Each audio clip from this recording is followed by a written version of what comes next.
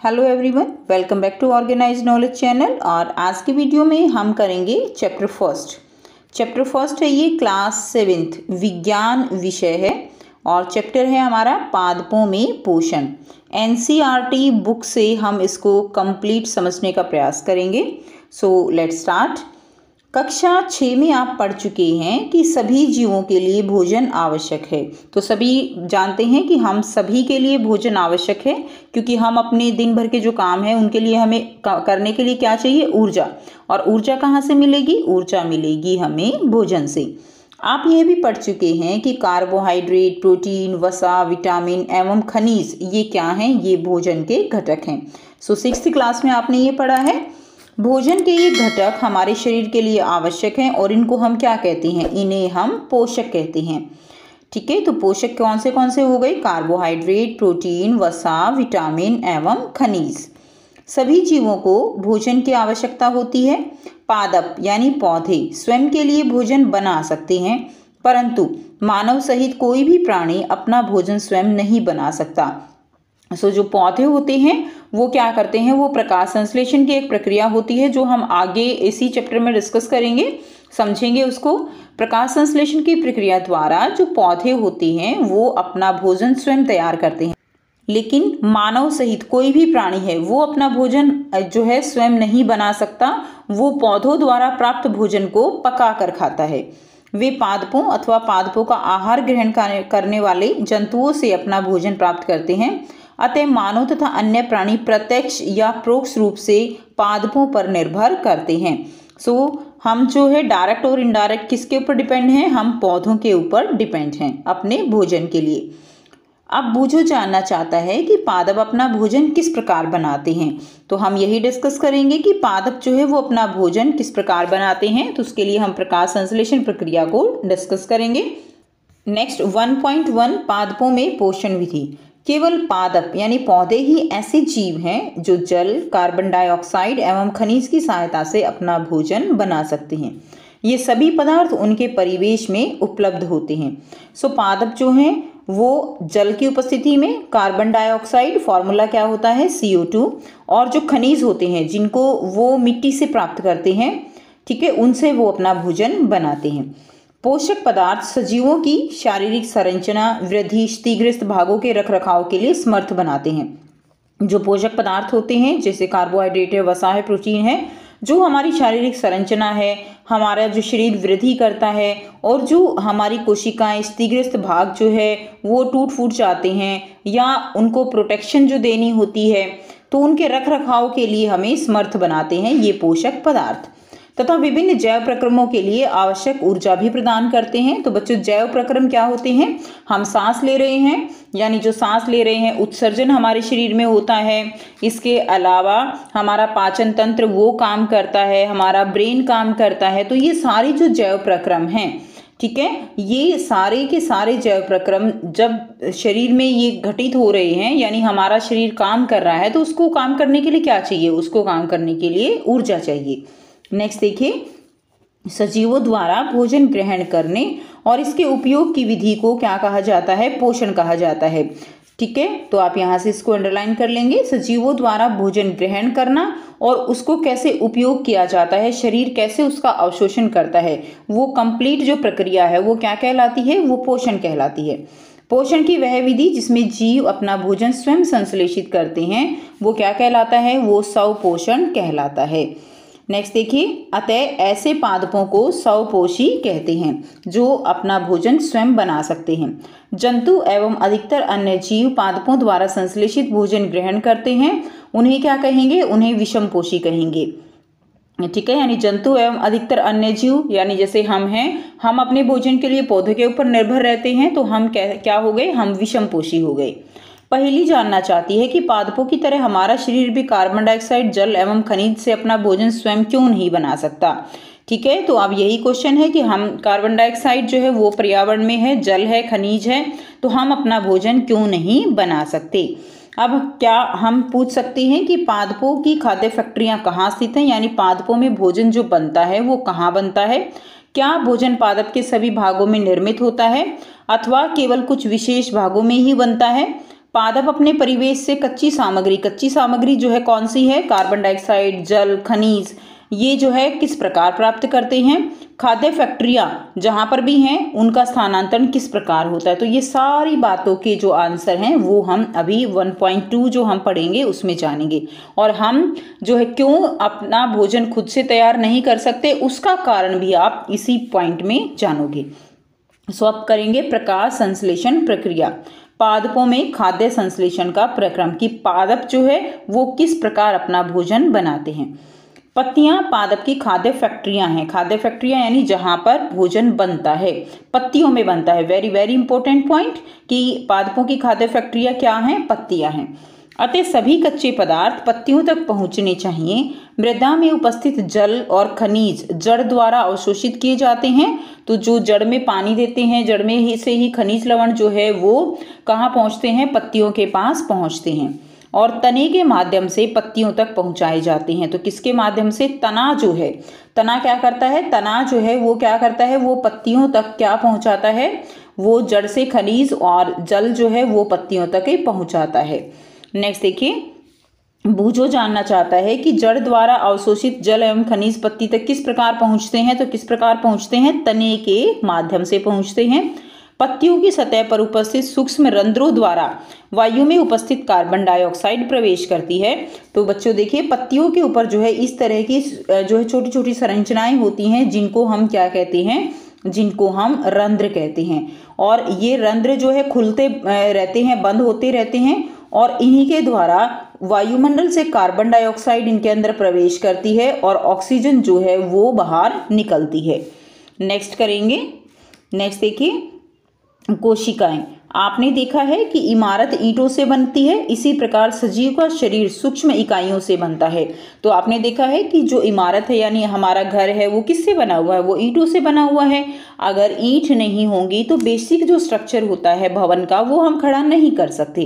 ठीक है, तो ईंट क्या हो गई, ईंट जो है वो एक आधार हो गया। इसी प्रकार हमारा पूरा शरीर जिसका आधार क्या है, जिसका आधार है जो है कोशिकाएं। ठीक है, छोटी छोटी इकाई है जो क्या कहलाती हैं, जो कोशिकाएं कहलाती हैं। कोशिकाओं को सूक्ष्मदर्शी द्वारा देखा जा सकता है। तो कोशिकाओं को सूक्ष्मदर्शी एक यंत्र होता है जिससे हम छोटी चीजों को बड़ा करके देखते हैं। कुछ जीव मात्र एक कोशिक के बने होते हैं। कोशिक की पतली बाह्य संरचना द्वारा घिरी होती है और जिसे कोशिका झिल्ली कहते हैं। तो देखिए, कुछ जो जीव हैं वो केवल एक ही कोशिका के बने होते हैं। आप बच्चों ने अमीबा का नाम जरूर सुना होगा। तो अमीबा जो है वो एक कोशिक से बना हुआ है, यानी केवल एक ही कोशिका है और उसी कोशिका के अंदर उसका सारा कार्य होता है। फिर चाहे वो पोषण विधि है, ठीक है, उसका पोषण है, उत्सर्जन है, तो सारा कार्य उसी के अंदर होता है। ऐसे जीव एक कोशिक जीव कहलाते हैं। लेकिन हमारा शरीर है वो बहुकोशिक है, बहुत सारी कोशिकाएं हैं और सभी कोशिकाओं को अलग अलग कार्य मिले हुए होते हैं। अब जो कोशिका होती है उसके बाहर क्या होता है, उसके बाहर जो है बाहरी जो परत है उसको हम कोशिका झिल्ली कहते हैं। इसके केंद्र में स्थित एक सुस्पष्ट संरचना होती है जो क्या कहलाती है, जो केंद्रक कहलाती है। आप यहाँ पर चित्र में देख पा रहे हो, ये बाहर की जो परत है वो क्या है, कोशिका झिल्ली। इसके अंदर ये जो है ये केंद्रक है और बाकी जो है वो सब क्या है, कोशिका द्रव्य है। केंद्रक चारों ओर से जेली के समान एक पदार्थ से घिरा होता है जिसे हम क्या कहते हैं, कोशिका द्रव्य। तो ये कोशिका झिल्ली हो गई, ये जो है केंद्रक है और इसके चारों तरफ जो ये द्रव्य है इसको हम क्या कहते हैं, इसको हम कोशिका द्रव्य कहते हैं। ठीक है, नेक्स्ट देखिए, यह रंध्र द्वार कोशिकाओं द्वारा घिरे होते हैं। ऐसे छिद्रों को रंध्र कहते हैं। तो हमने अभी ऊपर पढ़ा था कि पत्तियों के अंदर सूक्ष्म छिद्र होते हैं। तो इस तरह के सूक्ष्म छिद्र होते हैं और ये क्या है, ये रंध्र होते हैं। क्या बोलते हैं इनको, हमें रंध्र बोलते हैं। और ये जो है क्या है, ये द्वार कोशिकाओं से घिरे होते हैं। ये होती हैं द्वार कोशिकाएं। द्वार कोशिकाओं के कारण ही रंध्र जो है वो खुलते और बंद होते रहते हैं। ऐसे जो छिद्र हैं उनको हम रंध्र कहते हैं। जल एवं खनिज वाहिकाओं द्वारा पत्तियों तक पहुंचाए जाते हैं, यानी मिट्टी से जल और खनिज जो है वो अवशोषित कर लिए जाते हैं और फिर पत्तियों तक पहुंचाए जाते हैं ताकि प्रकाश संश्लेषण की प्रक्रिया हो सके। ये वाहिकाएं नली के समान होती हैं तथा जड़, तना, शाखाओं एवं पत्तियों तक फैली होती हैं। पोषकों को पत्तियों तक पहुंचाने के लिए ये वाहिकाएं एक सतत मार्ग बनाती हैं पादपों में पदार्थों के परिवहन के विषय में आप अध्याय 11 में पढ़ेंगे। नेक्स्ट देखिए, पहेली जानना चाहती है कि पत्तियों में ऐसी क्या विशेषता है कि वे खाद्य पदार्थों का संश्लेषण कर सकती हैं परंतु पादप के दूसरे भाग नहीं।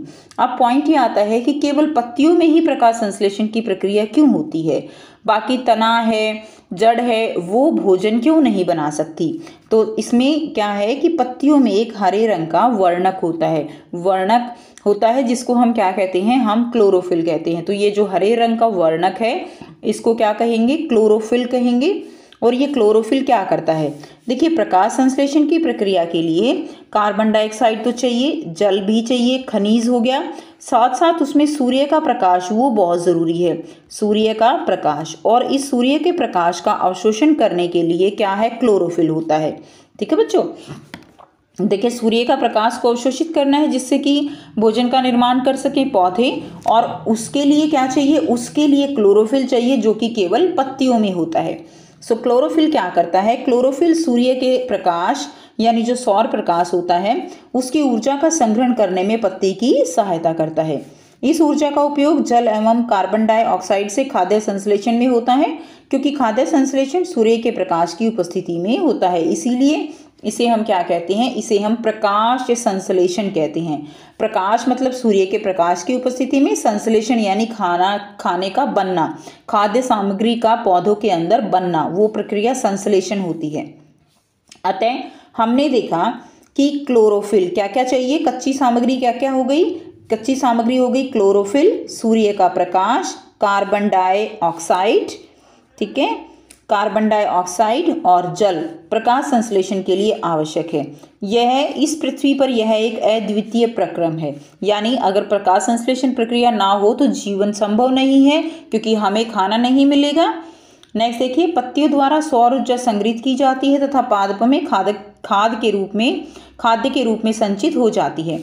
अतः सभी जीवों के लिए सूर्य जो है वो क्या हो गया, ऊर्जा का चरम स्रोत हो गया। मेन इंपॉर्टेंट पॉइंट है, सभी जीवों के लिए ऊर्जा का मेन स्रोत क्या है, वो है सूर्य। क्या आप कल्पना कर सकते हैं कि प्रकाश संश्लेषण नहीं होगा तो क्या होगा, प्रकाश संश्लेषण नहीं होगा तो जीवन संभव नहीं होगा। प्रकाश संश्लेषण न होने की स्थिति में खाद्य उपलब्ध नहीं होगा। सभी जीवों का अस्तित्व प्रत्यक्ष और परोक्ष रूप से पादपों द्वारा निर्मित भोजन पर ही निर्भर करता है, यानी कोई भी जीव हो, चाहे वो मांसाहारी होगा तो वो किसी शाकाहारी जीव को खाएगा, यानी कोई भी जीव है वो डायरेक्ट इनडायरेक्ट जो है पादपों पर ही निर्भर करता है। इसके अतिरिक्त सभी जीवों के लिए परम आवश्यक ऑक्सीजन वो भी किससे मिलती है, वो भी हमें प्रकाश संश्लेषण के दौरान निर्मित होती है। प्रकाश संश्लेषण की अनुपस्थिति में पृथ्वी पर जीवन की कल्पना असंभव है, यानी प्रकाश संश्लेषण अगर नहीं है तो हमें ऑक्सीजन नहीं मिलेगी, बिना ऑक्सीजन के हम सांस नहीं ले सकते। प्रकाश संश्लेषण के दौरान पत्ती की क्लोरोफिल युक्त कोशिकाएं सूर्य के प्रकाश की उपस्थिति में कार्बन डाइऑक्साइड एवं जल से कार्बोहाइड्रेट का संश्लेषण करती हैं, और इस प्रक्रम को निम्न समीकरण द्वारा दिखाया जा सकता है। तो इसमें देखिए कार्बन डाइऑक्साइड हो गया, जल हो गया, सूर्य का प्रकाश और क्लोरोफिल की उपस्थिति में कार्बोहाइड्रेट बनेगा और ऑक्सीजन निकल जाएगी। ठीक है, तो ऑक्सीजन जो है वो रंध्र की सहायता से बाहर आती है और कार्बन डाइऑक्साइड जो है उसको पौधे अवशोषित करते हैं। इस प्रक्रम में ऑक्सीजन निर्मुक्त होती है। कार्बोहाइड्रेट अंततः पत्तियों में मंड के रूप में संचित हो जाता है। तो यानी जो कार्बोहाइड्रेट है उसकी इकाई जो है वो आपस में मिलकर क्या बनाती हैं, वो आपस में मिलकर जो है मंड का रूप लेती हैं। मंड यानी स्टार्च, तो स्टार्च के रूप में जो है वो संचित हो जाता है। नेक्स्ट करेंगे, भुजों ने देखा कि यहाँ से आप देख पा रहे हैं ये पत्ती की काट दिखाया गया है, ये जो है रंध्र, ठीक है, दिखाया गया है इसमें, और द्वार कोशिकाएं हैं इस तरह से, और इनके अंदर क्या है, ये क्लोरोफिल है। अब यहाँ से आप इसको देख सकते हो, ये जो है रंध्र का चित्र दिखाया गया है, ये जो है रंध्र द्वार है, ये साइड में इसकी द्वार कोशिकाएं हैं, कुछ इस तरह से है। ये जो है साइड में क्या है, ये द्वार कोशिकाएं हैं, ये रंध्र है, और इसके अंदर क्या होता है, इसके अंदर ये सारा जो है क्लोरोफिल होता है, हरित लवक जिसको हम कहते हैं।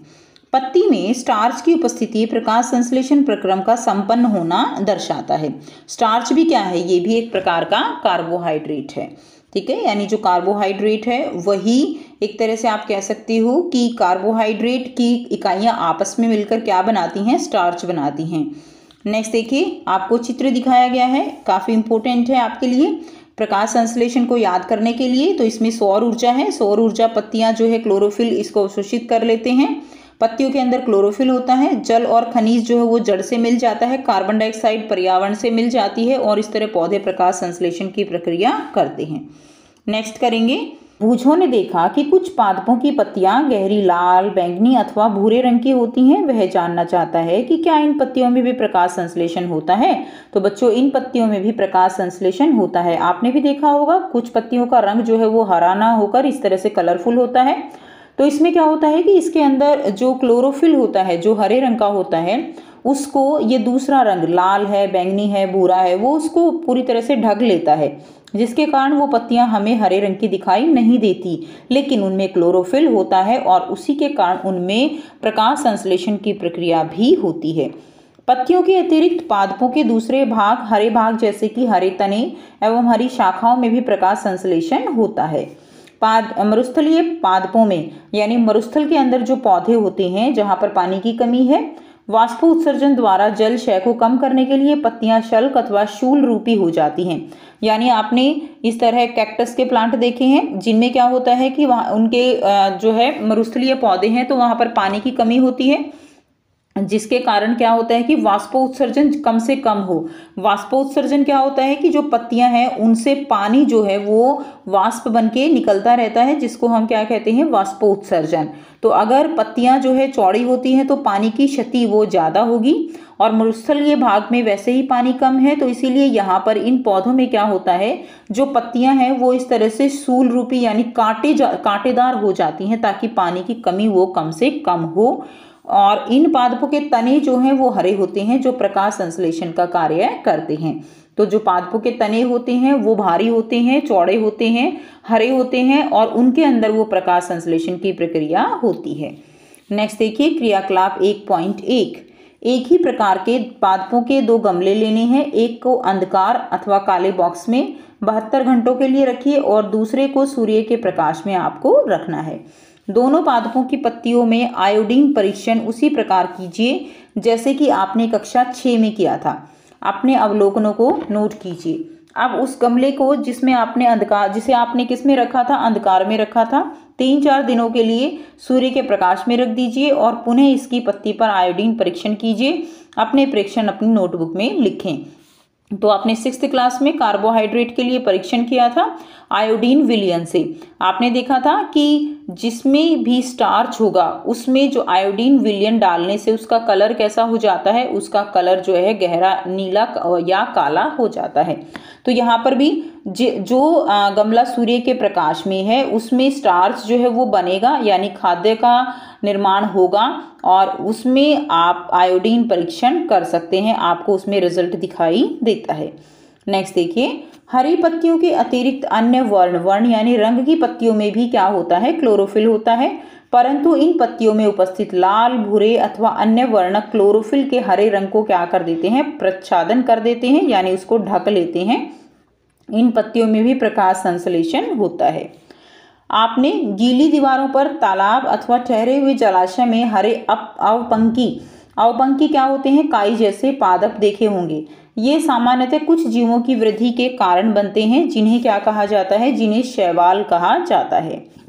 क्या आप कल्पना कर सकते हैं कि इनका रंग हरा क्यों होता है? तो आपने काई जो है वो देखी है, ठीक है, तो आपने देखा है कि वो हरे रंग की है। तो हरा रंग क्यों है? क्योंकि उसके अंदर भी क्या होता है, क्लोरोफिल होता है, जिसके कारण ये हरे दिखाई देते हैं। शैवाल भी प्रकाश संश्लेषण द्वारा अपना भोजन स्वयं बना सकते हैं, ठीक है। तो शैवाल में भी क्या होता है, क्लोरोफिल के कारण प्रकाश संश्लेषण की प्रक्रिया होती है।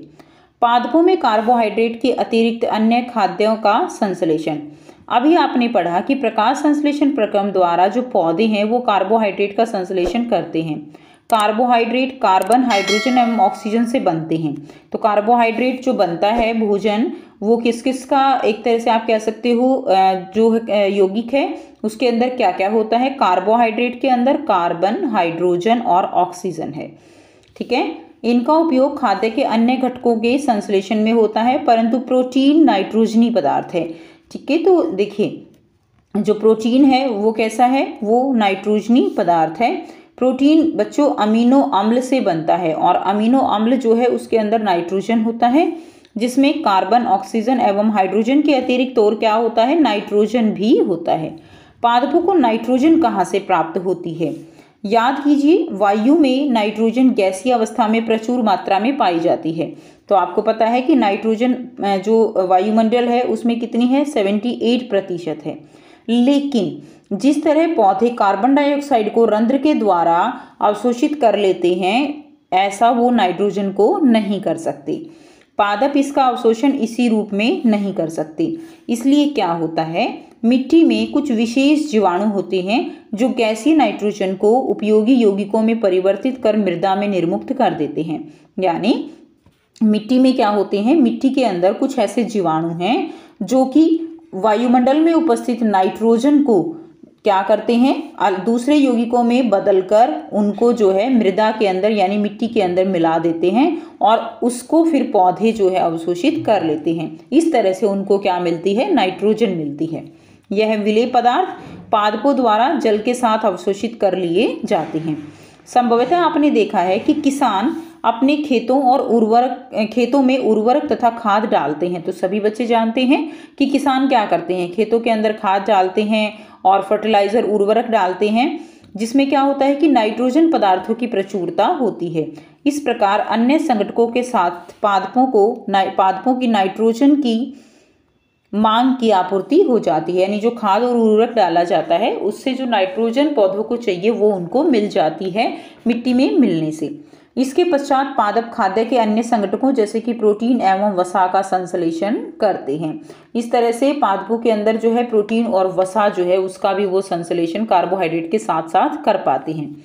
नेक्स्ट 1.3 पादपों में पोषण की अन्य विधियां। तो पादपों में पोषण की क्या क्या विधियां हैं?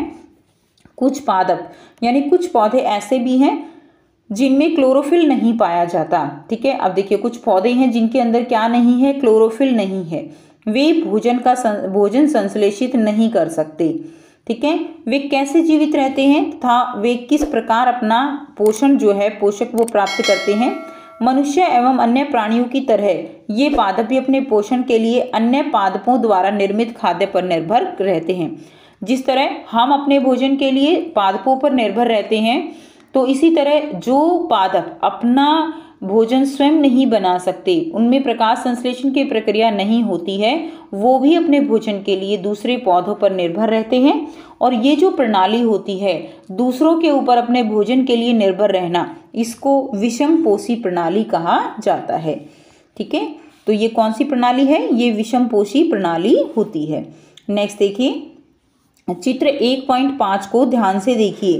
क्या आपको एक वृक्ष के तने एवं शाखाओं से लिपटी रस्सी नुमा पीले रंग की संरचना दिखाई देती है? तो बेटा आपने हो सकता है कि ये जरूर आपने देखा हो। इस तरह की संरचना देखिए, ये जो है पीला पीली जो रस्सी नुमा संरचना आपको दिखाई दे रही है यहाँ पे। ठीक है, ये क्या है? ये अमरबेल का पादप है। क्या है ये? अमरबेल। इसमें क्लोरोफिल नहीं होता है। ये अपना भोजन उस पादप से प्राप्त करते हैं जिस पर ये आरोहित होते हैं, यानी जिसके ऊपर ये लिपटे होते हैं। क्लोरोफिल ना होने के कारण ये अपना भोजन स्वयं नहीं बना सकते और इसीलिए ये विषम पोषी प्रणाली का उपयोग करते हैं। जिस पर ये आरोहित होते हैं वह पादप परपोषी कहलाता है। यानी जिस भी पेड़ के ऊपर ये रहते हैं, जिससे अपना ये भोजन प्राप्त करते हैं, उसको क्या कहा जाता है? उसको पादप को परपोषी, यानी जिसके ऊपर ये लिपटी हुई है उसको क्या कहेंगे? उसको परपोषी कहेंगे। ठीक है, अब क्योंकि अमरबेल जैसे पादप परपोषी को अमूल्य पोषकों से वंचित करते हैं, इसलिए इन्हें क्या कहेंगे? इन्हें परजीवी कहेंगे। यानी ये पौधे से बहुत ही उसके जो अमूल्य पोषक हैं उनको ग्रहण करते हैं, उनको लेते हैं, इसीलिए इनको क्या कहेंगे? इनको हम परजीवी कहेंगे। और जिसके ऊपर ये लिपटे हुए हैं उसको हम परपोषी कहेंगे। क्या हम एवं अन्य जंतु भी एक प्रकार के परजीवी हैं? आपको इस पर विचार करना चाहिए। अपने अध्यापक से इस विषय पर जो है चर्चा कीजिए। सो स्टूडेंट्स, हम या जो अन्य जीव हैं वो परजीवी नहीं हैं। परजीवी क्यों नहीं है? क्योंकि परजीवी जो है वो जीव होते हैं जो दूसरे जो परपोषी है उसके ऊपर रहकर या उससे बिल्कुल सटकर अपना भोजन प्राप्त करते हैं, अपना पोषण प्राप्त करते हैं। ठीक है। तो इस तरह के जो जीव होते हैं उनको परजीवी कहा जाता है। जैसे हमने अभी अमरबेल के बारे में पढ़ा, ये इसके ऊपर रहकर अपना जो पोषण है वो प्राप्त करती है, इसलिए ये परजीवी है। ठीक है, बिल्कुल सटकर अपना पोषण प्राप्त करती है। इसलिए हम यहाँ से कह सकते हैं कि हम या जो अन्य जीव हैं जो पौधों पर निर्भर रहते हैं, जो उनसे सटे हुए नहीं है, वो परजीवी नहीं है। पहेली जानना चाहती है कि क्या हमारा रक्त चूसने वाले मच्छर, खटमल, जूं एवं जोग जैसे जीव भी परजीवी हैं? तो ये बिल्कुल परजीवी हैं। ये क्या है? सारे ये परजीवी हैं। क्यों है? क्योंकि जो मच्छर है, खटमल है, जूं है और जोग हैं, वो जो है क्या करते हैं, वो हमारे शरीर के ऊपर रहकर उनसे पोषण प्राप्त करते हैं और इस तरह से ये से क्या है, ये परजीवी हैं। नेक्स्ट देखिए, क्या आपने ऐसे पादपों को देखा अथवा उनके विषय में सुना है जो जंतुओं का भक्षण करते हैं? यानी ऐसे भी पौधे हैं जो जंतुओं को खा जाते हैं। कुछ ऐसे पादप भी हैं जो कीटों को पकड़ते हैं और उन्हें पचा जाते हैं। क्या यह विस्मयकारी नहीं है? यानी आपको पढ़ के थोड़ा अजीब नहीं लगा कि पौधे भी ऐसे कर सकते हैं कि वो जीवों को पकड़ के खा जाएंगे? ऐसे पौधे हरे या किसी अन्य रंग के हो सकते हैं। चित्र 1.6 के पादप को देखिए। तो देखिए हम यहाँ से इसको देखेंगे, ये जो है आपको पादप जो है यहाँ पे नजर आ रहा है। कुछ जो है बहुत अच्छी इसकी शेप है। शेप इसकी कैसी है? ये एक घड़े के आकार का है। ठीक है, तो इसमें क्या है, इसमें घट के समान दिखाई देने वाली संरचना वास्तव में उसकी पत्ती का रूपांतरित भाग है। तो इस तरह से घड़े के आकार की संरचना है जिसके ऊपर ये एक ढक्कन है। तो ये क्या है, उसकी जो पत्तियां हैं वो इस तरह से रूपांतरित भाग में बदल जाती हैं, जैसा कि आप बच्चों चित्र में भी देख पा रहे हो। पत्ती का शीर्ष भाग घड़े का ढक्कन बनाता है। तो जो इसका शीर्ष भाग है वो क्या बन जाता है, इस घड़े का ढक्कन। तो ये देखिए पत्ती जो है वो इस तरह से बदल गई है। पत्ते का शीर्ष भाग घड़े के ढक्कन को बनाता है। घड़े के अंदर अनेक रोम होते हैं, यानी जो घड़ा होता है उसके अंदर अनेक रोम यानी इस तरह से छोटे छोटे हैं और जो नीचे की ओर ढलके रहते हैं। ऐसे नीचे की ओर मैंने बनाए हैं, नीचे की ओर ढलके रहते हैं, यानी ये कैसे हैं, ये अधोमुखी होते हैं। जब कोई कीट घड़े में प्रवेश करता है तो जैसे ही कोई कीट इसके अंदर प्रवेश करेगा वो इसके रोमों के अंदर क्या हो जाएगा, फंस जाता है। ठीक है, तो इसके रोमों के बीच फंस जाएगा। और घड़े के अंदर क्या होते हैं, पाचक रस होते हैं जो कीटों का पाचन कर देते हैं। यानी जो कीट उसके अंदर फंस गया वो उस पाचक रस के कारण पाचित हो जाता है।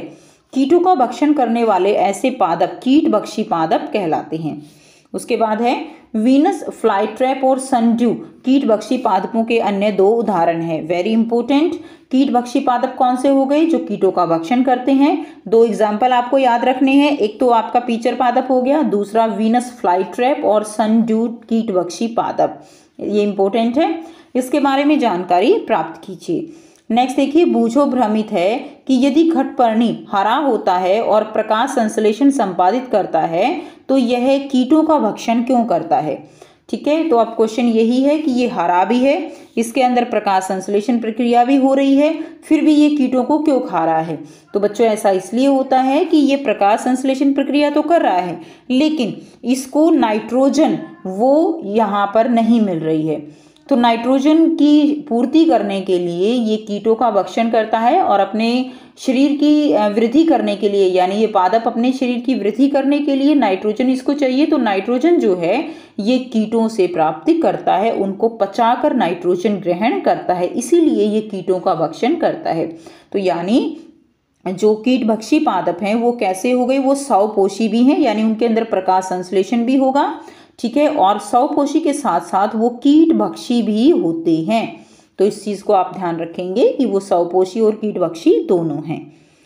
नेक्स्ट जो है, नेक्स्ट क्या दिया गया है, क्या यह संभव है कि इस प्रकार के पादपों को मृदा से वे सभी पोषक नहीं मिल पाते हैं जिनकी उन्हें आवश्यकता है। तो ये बिल्कुल जो है नाइट्रोजन उनको पादपों को नहीं मिल पाती है, इसीलिए वो क्या करते हैं, वो कीट भक्षी हैं, कीटों को खाते हैं। नेक्स्ट 1.4 मृत जीवी, तो ये जो है हम नेक्स्ट पार्ट में करेंगे। सेकंड पार्ट में हम इस चैप्टर को कंप्लीट करेंगे और साथ ही साथ क्वेश्चन आंसर जो इसके हैं एक्सरसाइज के पार्ट का सारांश भी पढ़ेंगे, एक्सरसाइज के क्वेश्चन आंसर भी करेंगे। सो आई होप आपको यहाँ तक ये चैप्टर बिल्कुल कंप्लीट है। कोई भी अगर आपको डाउट है तो आप कमेंट सेक्शन में कमेंट करके पूछ सकते हो। अगर आपको वीडियो अच्छी लगी तो लाइक कीजिए, शेयर कीजिए और चैनल को सब्सक्राइब कीजिए। So thanks for watching, have a nice day.